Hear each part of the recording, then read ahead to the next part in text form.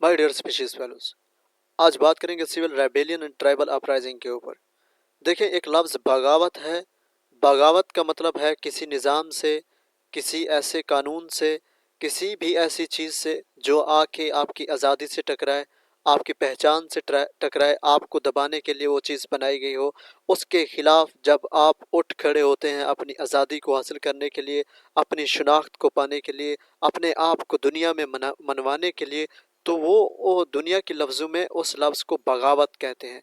यहाँ पे सिविल और ट्राइबल यानी शहरों और कबीलों दोनों के लोग बगावत करेंगे किसी निज़ाम के खिलाफ, किसी बादशाह के खिलाफ, किसी भी हस्ती के खिलाफ, तो वो बगावत मैंने रखेगा, क्योंकि इसमें कबाइल भी शामिल हैं। इसमें उस कंट्री के, उस मुल्क के, उस रियासत के, उस बरआज़म के शहरों के लोग भी शामिल हैं। मिल के वो बगावत करना चाहते हैं। सबसे पहले हम इंट्रोडक्शन की बात करेंगे। ये जो सिविल रेबेलियन और ट्राइबल अपराइजिंग है, ये इसने इंडिया, क्योंकि हम एशियन है, इंडिया की हिस्ट्री के लिहाज से देखेंगे, इंडियन कौम की तारीख को जिस तरह शेप किया सिविल रेबेलियन और ट्राइबल अपराइजिंग ने, उस तरह इसी तरह किसी और फैक्टर ने नहीं किया। अब देखें, सोशल, इकोनॉमिक और पॉलिटिकल फोर्सेस जो हैं, वो भी इन चीज़ों के असरात को रिफ्लेक्ट करती थी। दरअसल क्यों किया गया इस स्ट्रगल को एटोनमी को हासिल करने के लिए, आइडेंटिटी को हासिल करने के लिए किया गया। हम दोनों पोस्ट और प्री इंडिपेंडेंस एरास को डिस्कस करेंगे और ये समझने की कोशिश करेंगे कि इनका आखिरकार किरदार क्या रहा है। कोई भी वाकया हो, तनाज़ा हो, जंग हो, जब तक हम उसकी तारीख और हिस्ट्री के मुतालिक नहीं जान लेते, तब तक हमें काजिज़ का पता नहीं चलेगा। अब ये जो सिविल रेबेलियन और ट्राइबल अपराइजिंग है, इसकी हिस्ट्री क्या है, हम दोनों प्री इंडिपेंडेंस एरा और पोस्ट इंडिपेंडेंस एरा में देखेंगे। सबसे पहले हम प्री इंडिपेंडेंस एरा को देखते हैं। 1857 की जंग आज़ादी। बात ये है दोस्तों, इसे जंग आज़ादी कहें या इसे बगावत की जंग कहें। बगावत की जंग किसके लिए हो सकती है, जंग आज़ादी किसके लिए हो सकती है? दो पहलू हैं। इंडियन और पाकिस्तानियों के लिए ये जंग आज़ादी है क्योंकि वो महकूम थे, और ब्रिटिश के लिए ये एक फ़ौजी बगावत है क्योंकि ब्रिटिश उस वक्त हाकिम था। वो नहीं चाहता था कि यहाँ पे दोबारा से हिंदुस्तान वाले आएँ और हम यहाँ से चले जाएं। इसलिए इसे फौजियों की बगावत भी कहा जाता है। दूसरी साइड से इंडियन हिस्ट्री में इस मूवमेंट ने बहुत बड़ा किरदार अदा किया। देखें, हम एक स्टेप उठाते हैं तो फाइनल स्टेप तक पहुंचते हैं। कहीं से आवाज़ उठती है तो वो आवाज़ दूसरों के कानों तक जाती है कि हमें आज़ादी भी हासिल करनी है। ये एक आवाज़ था, ये एक पहला स्टेप था, ये एक कदम था। इस कदम को, इस रिवॉल्ट को, इस वॉर ऑफ इंडिपेंडेंस को बहुत सारे फैक्टर ने इन्फ्लुएंस किया। उसमें सबसे पहले इनफील्ड राइफल का जो इस्तेमाल किया गया, उसके खिलाफ ब्रिटिश में जो इंडियन सोल्जर थे उनमें अदम इत्मीनान पाया गया, और उसके साथ साथ जो सिपाही थे, तनख्वाहों को लेके और भी बहुत सारी चीज़ों को लेके उनमें अदम इत्मीनान पाया जाता था। ये पहली यूनाइटेड रेजिस्टेंस थी against British rule. British rule के खिलाफ सबसे पहला मुत्तहिद कदम वार ऑफ इंडिपेंडेंस 1857 है। ये रेबेलियन, ये बगावत, ये वार सिर्फ मिलिट्री तक महदूद नहीं रह जाती, बल्कि मिलिट्री से निकलकर सिविलियन को भी अपने गिरफ्त में लेती है। ट्राइबल कम्युनिटीज़ भी इसमें शिरकत करते हैं, लाइक अवाध है, बिहार है, दिल्ली है। सबसे सब में सिविलियन ट्राइबल्स इकट्ठे हो गए। बस जी, ब्रिटिश रूल के खिलाफ एंटी कॉलोनियल मूवमेंट का आगाज हुआ चाहता है। इस वार ऑफ इंडिपेंडेंस के बाद बिल्कुल एंटी कॉलोनियल मूवमेंट के की जो आगाज था वो शुरू हुआ वार ऑफ इंडिपेंडेंस के बाद। Dear species fellows, pre independence India में जो ट्राइबल सोसाइटीज थी, हम जरा उनकी बात करते हैं। सबसे पहले सैंथल ट्राइब है, सैंथल रिबेलियन 1855 से 1856 तक है। इसमें सैंथल ट्राइब जो कि मौजूदा झारखंड है, झारखंड इसका मौजूदा नाम है। उस वक्त जब इन्होंने बगावत का आगाज़ किया था, उस वक्त ये सैंथल ट्राइब कहलाता था। इन्होंने क्यों बागी हुए थे, क्यों बगावत का आगाज़ किया? क्योंकि ब्रिटिश एडमिनिस्ट्रेशन और उस वक्त के जो लोकल लैंड लॉर्ड्स थे, उनकी ऑप्रेसिव पॉलिसीज़ थी। ऑप्रेसिव पॉलिसीज़ ऐसी पॉलिसीज़ जो उनके फ़ायदे के लिए हो, लेकिन लोकल जो किसान्स हैं उनको दबाने के लिए, उनके हकूक़ की हक तलफ़ी के लिए हो। अब ये जो सैंथल सोचते हैं उस वक़्त ये ध्यान में रखता है कि वो अपना एक किंगडम बनाएँगे जहाँ पे वो एक्सप्लॉयटेशन से बिल्कुल फ्री होगा। अब ये जो रेबेलियन है one of the earliest resistance या इंस्टेंस भी इसको शुमार किया जाता है जब ट्राइबल रेजिस्टेंस हुई अगेंस्ट ब्रिटिश कॉलोनियलिज्म। इस सेंथल रेबेलियन को earliest one of the earliest में शुमार किया जाता है। इसमें उन्होंने इसलिए भी हथियार उठाए भागे हुए क्योंकि वो अपने वे ऑफ लाइफ को प्रोटेक्ट करना चाहते थे। ये था सेंथल रेबेलियन 1855 से 1856 तक। पोस्ट इंडिपेंडेंस एरा में सिविल रेबेलियन की बात करेंगे, उसमें तेलंगाना रेबेलियन आता है 1946 से 1951 तक। ये जो रेबेलियन है ये आर्म्ड पीजेंट अपराइजिंग था, किसानों का अपराइजिंग था, उनकी बगावत थी। किसान किसके खिलाफ बागी हो सकता है? किसान सिर्फ फ्यूडल लैंड लॉर्ड्स के खिलाफ बागी होगा क्योंकि किसानों का ज़्यादातर ताल्लुक उनका मुआशी जो वाबस्तगियाँ हैं वो किससे जाके मिलती हैं? वो दर लैंड से जाके मिलती हैं। फ्यूडल लैंड लॉर्ड्स के खिलाफ और उस जो ऑटोक्रेटिक रूल था निज़ाम ऑफ हैदराबाद का, उसके खिलाफ भी वो मुत्तहिद हुए थे। उन्होंने ये रेजिस्टेंस का आगाज़ किया था।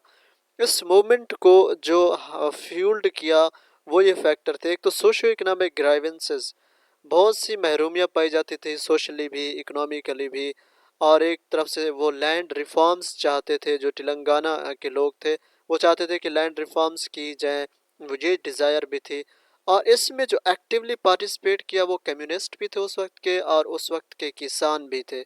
इस रेबेलियन ने बहुत अहम किरदार अदा किया एग्रेरियन लैंड स्केप को और स्केप को शेप करने के लिए, और कंट्रीब्यूट किया broader discourse on social justice and equity in independence India. India में जो सोशल जस्टिस और इक्विटी है इसमें भी तेलंगाना रेबेलियन ने बहुत अहम किरदार अदा किया। दूसरे नंबर पे नक्सल मूवमेंट। ये मूवमेंट बड़ा ज़बरदस्त है, लेट 1960s में इसका आगाज़ होता है। ये जो मूवमेंट वाले होते हैं इंस्पायर होते हैं मार्क्सिस्ट और लीनियनिस्ट आइडियालॉजीज से। किस रिस्पॉन्स में इस मूवमेंट का आगाज़ हुआ? सोशो इकोनॉमिक डिस्पैरिटीज़ जो रूरल इंडियाज़ में थी उनमें भी कुछ खास रीजन है जहाँ पे पहले इस प्राइमरली कंसंट्रेटेड था ये मूवमेंट। उसमें छत्तीसगढ़ है, ओडिशा है, झारखंड है, उसके बाद ये फैलता गया। अब इस नेक्सलिटीज जो इनका एम है, मकसद है, वो कुछ इश्यूज को एड्रेस करना है। उन इश्यूज में सबसे पहले लैंड डिस्ट्रीब्यूशन है कि ये जो ज़मीन है इसकी तकसीम के मुतालिक उनकी कुछ खदशात थी, उन्होंने इसको एड्रेस किया।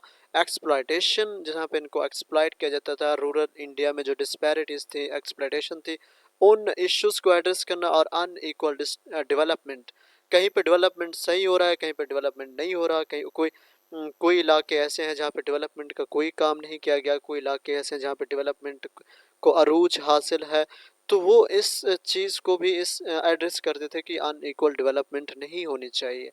ये जो मूवमेंट है ये एक आर्म्ड स्ट्रगल है, ये आइडियोलॉजिकली कंट्रोल है क्योंकि मार्क्सिस्ट और लीनिनिस्ट आइडियोलॉजीज इस मूवमेंट को कंट्रोल करते हैं कि इस मूवमेंट वाले इन दोनों आइडियोलॉजीज से इंस्पायर्ड हैं।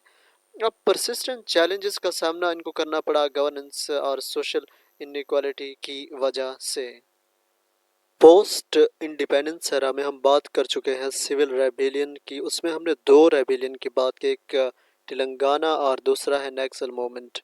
अब हम बात करेंगे ट्राइबल अपराइजिंग की। ट्राइबल अपराइजिंग में मिज़ो नेशनल फ्रंट है, ये 1966 से इसका आगाज़ है 1986 तक। मिज़ो नेशनल फ्रंट MNF जो है ये एक इंसर्जेंसी है मिज़ोरम में। मिज़ोरम एक जगह है, इलाके का नाम है। अब ये लोग चाहते हैं इंडिया से आज़ाद होना। इंडिया से आज़ाद होना क्यों चाहते हैं? क्योंकि इनके कुछ हिस्टोरिकल ग्रीवेंसेस हैं। हिस्ट्री में इनको बहुत सी महरूमियों का सामना करना पड़ा जो सबसे बड़ी वजह बनी इस मूवमेंट की। और सेल्फ डिटर्मिनेशन की उनके अंदर ख्वाहिश है कि वो सेल्फ डिटर्मिनेंट हो। मूवमेंट को जो है शुरू होने में तो इतना ज़्यादा ये शदीद किस्म का नहीं था, लेकिन बाद में आर्म्ड कन्फ्लिक्ट में बदल गया। फिर देखते ही देखते मिज़ो अकॉर्ड को सामने लाया गया। 1986 में नेगोशिएशन सेटलमेंट की गई। 1986 में उन्हें कहा गया कि हम आपको पॉलिटिकल एटोनॉमी देते हैं। मिज़ोरम अब सियासी तौर पे आज़ाद है, अब सियासी फैसले खुद कर सकता है। वाह, मिज़ोरम ने ये कामयाबी हासिल की। मिज़ोरम के जो पीपल हैं रहेंगे वो इंडियन यूनियन के अंडर उसी फ्रेमवर्क में काम करेंगे, लेकिन सियासी तौर पे मिज़ोरम आज़ाद होगा। दूसरे नंबर पे ट्राइबल अपराइजिंग में हम देखते हैं नागालैंड इंसर्जेंसी को, जो 1950 की दहाई में शुरू हुआ, आगाज़ है इसका और अब भी है। नागालैंड के जो नागा ट्राइब्स हैं वो पीपल लोग चाहते हैं कि उन्हें सेपरेट नागा स्टेट दिया जाए। अब इसके रूट्स को अगर हम देखें तो वो हिस्टोरिकल एक तारीख में उनकी कुछ एग्रीमेंट्स है ब्रिटिश के साथ। अब ब्रिटिश के साथ उनके एग्रीमेंट है, फिर उनको इंटीग्रेट किया गया इंडियन यूनियन के साथ, जिससे वो सेटिस्फाई नहीं है, उनके कुछ तहफ़्फ़ुज़ात हैं। अब पीस टॉक भी हुई, सीज फायर भी हुआ, निगोशिएशन भी हुई। इन सब चीज़ों के बावजूद भी ये जो नागालैंड का इशू है अभी तक अनरिजॉल्व्ड है, कोई इसका हल नहीं निकला रहा। इसकी वजह से ये हाईलाइट करते हैं आइडेंटिटी इश्यूज़ को, ऑटोनॉमी के इश्यूज़ को, और इसके साथ साथ नेशन बिल्डिंग चाहते हैं, एक अलग से सेपरेट नागा स्टेट चाहते हैं, नागालैंड जो नागा ट्राइब्स हैं। और तो इनके साथ अभी तक इनका जो इशू है वो अनरिजॉल्व्ड है। ये भी एक ट्राइबल अपराइजिंग है, जिस तरह हमारे पास मिज़ो नेशनल फ्रंट था, इसको तो रिजॉल्व किया गया 1986 में इन्हें पॉलिटिकल एटोनॉमी देके, लेकिन नागालैंड इंसर्जेंसी जो नागा ट्राइब्स हैं नागा स्टेट चाहते हैं, अभी तक इनका कोई खातिर खा कोई हल नहीं निकला। As an aspirant, we all know there is a solid reason behind every happening. So, factors contributing to uprising, which uprising कौन कौन से? So, ट्राइबल और सिविल। सोशो इकोनॉमिक फैक्टर में सबसे पहला फैक्टर लैंड एलिनेशन का है। लैंड एलिनेशन में जो कम्युनिटीज़ हैं उनके पास जो एक्सेस होती थी अपने ट्रेडिशनल लैंड्स के लिए, उसको ख़त्म कर दिया गया। ब्रिटिश ने कुछ इस तरह के लैंड रेवेन्यू इंट्रोड्यूस कराए, पॉलिसीज़ इंट्रोड्यूस करवाई, जिन्होंने मार्जिनलाइज्ड किया उस जो लोकल कम्युनिटीज़ थी, इंडिजिनस कम्युनिटीज़ थी, जिनके पास हक था अपने ट्रेडिशनल लैंड्स को यूज़ करने का, वहाँ पे रहने का, आज़ादी के साथ उनसे फ़ायदा उठाने का, वो उनसे छीन लिया गया, जिसकी वजह से वो लोग गरीब से गरीब तर होते गए और उनमें महरूमियाँ बढ़ती गई। ये एक अहम फैक्टर है जिसने किरदार अदा किया सिविल और ट्राइबल अपराइजिंग में। सबसे पहला सोशो इकोनॉमिक फैक्टर है लैंड एलिनेशन। दूसरा जो फैक्टर है वो है इकोनॉमिक एक्सप्लॉयटेशन। इकोनॉमिक एक्सप्लॉयटेशन किस तरह हो सकता है? आपको और मुझे बराबर के हकूक़ मिल रहे हैं, रिसोर्सेज हमारे दरमियान बराबर में तकसीम किए जाते हैं, तो मुझ में और आप में कोई फ़र्क नहीं है। अगर आपके रिसोर्सेज पे मैं काबिज़ हो जाऊँ, उन पे कब्ज़ा कर लूँ और उनको खुद यूटिलाइज़ करने लग जाऊँ, तो आपके पास तो रिसोर्सेज नहीं होंगे यूटिलाइज़ करने के लिए। अल्टीमेटली आप गुर्बत की तरफ जाएंगे, अल्टीमेटली आप फेस करेंगे बहुत सारे चैलेंजेस को और आपको इकोनॉमिकली एक्सप्लॉइट किया जाएगा। तो ये चीज़ें हैं, इन्होंने भी कंट्रीब्यूट किया, जिसकी वजह से अन इवन डिस्ट्रीब्यूशन ऑफ रिसोर्सेज थी। सिविल और ट्राइबल अपराइजिंग में इस फैक्टर ने भी कंट्रीब्यूट किया, इकोनॉमिक एक्सप्लॉयटेशन ने बहुत अहम किरदार अदा की।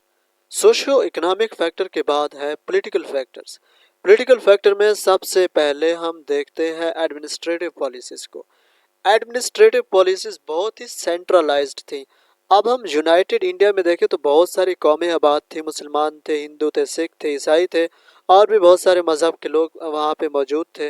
लेकिन अगर आप एडमिनिस्ट्रेटिव पॉलिसीज़ को सेंट्रलाइज्ड कर देते हैं, हिंदुओं को महरूम रखें, मुसलमानों को एडमिनिस्ट्रेटिव पॉलिसीज़ में ज़्यादा हकूक़ दें, तो इससे हिंदू महरूमियों की तरफ जाएंगे। मुसलमानों को साइड पर रखें, हिंदुओं को दें, तो ये है एक सेंट्रलाइज्ड एडमिनिस्ट्रेटिव पॉलिसी। अगर आपकी पॉलिसी ये है कि सबको बराबर के हकूक़ और सबके लिए डेवलपमेंट के प्रोग्राम भी सेम लेके आने चाहिए, सबके सेहत के लिए भी अच्छे प्रोग्राम लाने चाहिए बराबरी की सतह पे, तो तब तो ठीक है।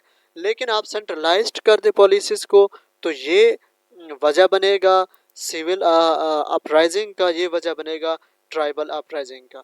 ये कॉलोनियल पीरियड में उस वक्त हुआ था कि एडमिनिस्ट्रेटिव पॉलिसीज़ को सेंट्रलाइज्ड किया गया था, और जिससे बहुत सारी कम्युनिटीज़ थी उनको इनको एहसास हुआ कि उन्हें एलियन समझा जाता है अंडर द ब्रिटिश रूल। अब ये जो यूनिफॉर्म लॉज को लाना, जो गवर्नमेंट का स्ट्रक्चर, ये फेल हो गया था, क्योंकि इंडिया का कल्चर बहुत ही डाइवर्स कल्चर था और सोशल लैंडस्केप्स इंडिया का बहुत ही दूसरे ममालिक से मुख्तलिफ था। तो ब्रिटिश जो हैं इस चीज़ को समझने में नाकाम हुए थे, और उनकी जो एडमिनिस्ट्रेटिव पॉलिसीज़ थी वो बहुत ही सेंट्रलाइज्ड एडमिनिस्ट्रेटिव पॉलिसीज़ थी। दूसरे नंबर पे जो पॉलिटिकल फैक्टर है वो है आइडेंटिटी और एटोनॉमी का इशू। लोग या बहुत सारी कम्युनिटीज़ डिमांड करती थी कि उन्हें रिकॉग्नाइज किया जाए, उनकी आइडेंटिटीज़ को रिकॉग्नाइज किया जाए, उन्हें ऑटोनॉमी दी जाए। और ये जो फैक्टर है इसने एक ड्राइविंग फोर्स का काम किया ट्राइबल अपराइजिंग्स में, मूवमेंट्स में, जितनी भी रेजिस्टेंस के लिए मूवमेंट थी।